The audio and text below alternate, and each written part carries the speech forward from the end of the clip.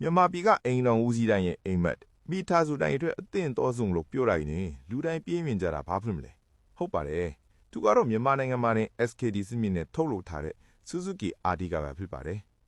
Artiga ကိုဘာလို့လူကြိုက်များတာလဲနံပါတ်1အချက်ကတော့သူ့ရဲ့ကျယ်ဝန်းမှုပါလူ9ယောက်ကိုတက်တောင့်တက်တာတင်းဆောင်နေတဲ့7 seater အမျိုးအစားဖြစ်လို့မိသားစုခရီးသွားမလားတငယ်ချင်းတွေနဲ့ပဲသွားမလားအားလုံး okay ဆိုပြီးပဲနောက်ပြီးဒုတိယတန်းနဲ့တတိယတန်းခုံတွေကိုခောက်လိုက်မယ်ဆိုရင်ပစ္စည်းအများကြီးတင်လို့ရတဲ့ space ကိုရအောင်ပါနော်သူ့မှာတက်ဆင်ထားတာက 1.5 liter engine ဆိုတော့မျိုးရင်းမောင်းမလားနေဝီးသွားမလားအစွဲအယုံက share ပဲ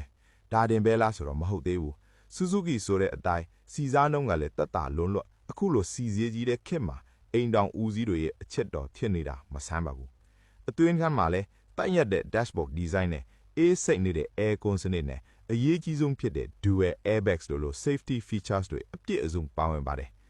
SKD စနစ်နဲ့ပြည်တွင်းမှာထုတ်လုပ်တာဖြစ်လို့အပိုပစ္စည်းအတွက်လည်းပူစရာမလိုသလိုပြန်ရောင်းရင်လည်းဈေးမာတဲ့ဈေးကွက်ဘီရန်လို့တော့တင်စားကြပါတယ်ကဲ style လဲကျစီလဲစားသက်တာမဲ့မိသားစုနဲ့လည်းအဆင်ပြေမဲ့ကားတစ်စီးရှာနေလေဆိုရင်တော့ Suzuki Artiga ကအကောင်းဆုံးရွေးချယ်မှုပါပဲဒီကားရဲ့အကြောင်းဘာတွေပိုသိချင်သေးလဲ comment မှာမေးခဲ့လို့ရပါတယ်ခင်ဗျာ